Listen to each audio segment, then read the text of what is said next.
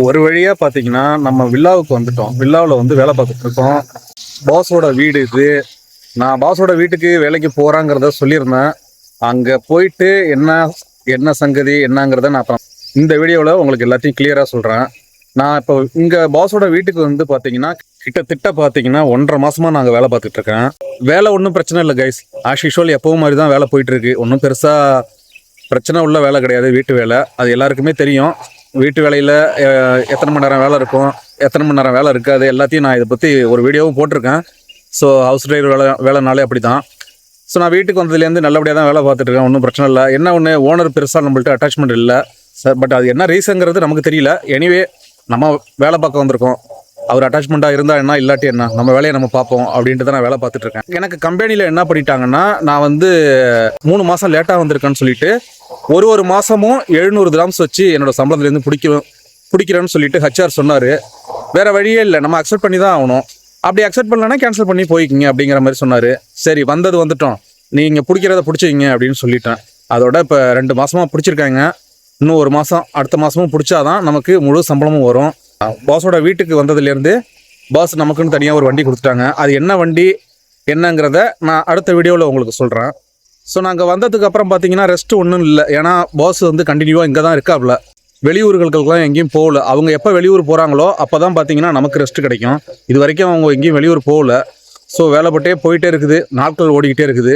So பாஸோட வீட்டில் சாப்பாட்டுக்கு ஒரு பிரச்சனையுமே இல்லை. 3 வேளையும் சாப்பாடு கிடச்சிடும். எனக்கு ரூம் பார்த்தீங்கன்னா இங்கேயே வீட்டுக்கு சைடில் தான் ஒரு ரூம் ஒன்று இருக்குது. நானும் என் கூட 2 பேரும், மொத்தம் 3 பேர் தங்கியிருக்கோம்.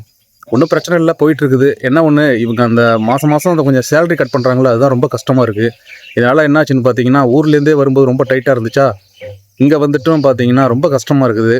செலவுக்கே ஓட்டுறதே ரொம்ப கஷ்டமாக இருக்குது. ஆனாலும் எப்படியே சமாளித்து ஓட்டிகிட்டு இருக்கேன். ஏன்னா நம்ம நண்பர்கள் நிறையா பேர் இருக்காங்க. இவங்கள்ட்ட சொல்லி அப்படியே ஏதோ காசு கொஞ்சம் பரட்டிக்கிட்டு அப்படியே ஓடிட்டு இருக்கு. பார்க்கலாம் இன்னும் கொஞ்சம் நாள் எப்படி ஓடுதுன்ட்டு.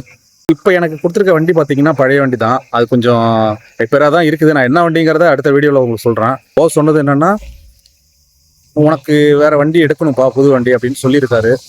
அது எப்போ என்னன்னு தெரியல. அவர் வண்டி மாற்றும் பொழுது அதை நான் உங்களுக்கு அப்டேட் பண்ணுறேன். ஸோ பழைய இடத்துல வேலை செய்கிறது சந்தோஷமாக தான் இருக்குது. ஏன்னா அதே இடம், எல்லோரும் பழக்கப்பட்ட ஆளுங்க. இருந்தாலும் ஓகே, முன்ன மாதிரி இல்லை, அது ஒரு டச் இல்லை. ஸோ வெளியில் போகிறதுக்கான நேரங்கள் தான் கிடைக்க மாட்டேது. பாஸ் வந்து ஊருக்கு போனால் மட்டும்தான் நம்ம வெளியில் எங்கேயாவது ட்ராவல் பண்ண முடியும். பாஸோட வீட்டுக்கு வந்ததுலேருந்து ரொம்ப வந்து சில விஷயங்கள் டைட் பண்ண ஆரம்பிச்சிட்டாங்க. என்னென்னா, நான் ஊருக்கு போகிறதுக்கு முன்னாடி கொஞ்சம் லோன் வாங்கியிருந்தேன். அதை வந்து நான் மாதம் ஒரு 500 கிராம்ஸ் அப்படி தான் வச்சு கட்டிகிட்டு இருந்தேன்.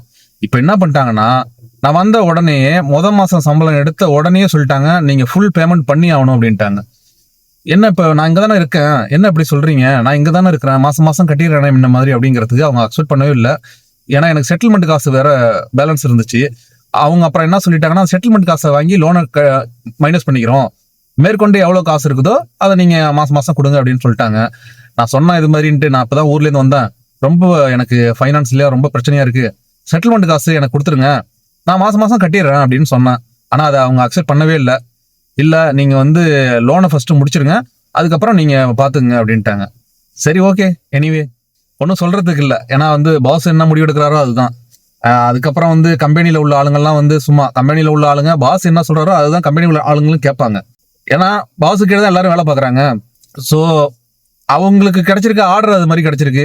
நானும் அப்புறம் அக்செப்ட் பண்ணிட்டேன். சரி ஓகே, நீங்கள் எதுவோ பண்ணுங்க, எடுத்துக்கங்க, அதனால் நான் ஒன்றும் பார்த்துக்கலாம், ஒன்றும் பிரச்சனை இல்லை, நான் ஏதாவது சமாளிச்சுக்கிறேன் அப்படின்னு சொல்லிட்டு நான் அப்புறம் அப்படியே ஓட்டிகிட்டு இருக்கேன் ஓரளவுக்கு. பார்க்கலாம் கைஸ், வேலை ஒன்றும் பிரச்சனை இல்லை, ஓடிட்டு இருக்கு. சீக்கிரமாக அடுத்தடுத்து நல்ல வீடியோக்கள் உங்களுக்கு வந்துக்கிட்டே இருக்கும். ஸோ இது மாதிரி இன்ஃபர்மேஷனுக்கு மறந்துடாமல் நம்ம சேனலை சப்ஸ்கிரைப் பண்ணிக்கோங்க. பக்கத்தில் இருக்க பெல் பட்டனை கிளிக் பண்ணிக்கோங்க. See you guys, see you next video. Tata, bye bye.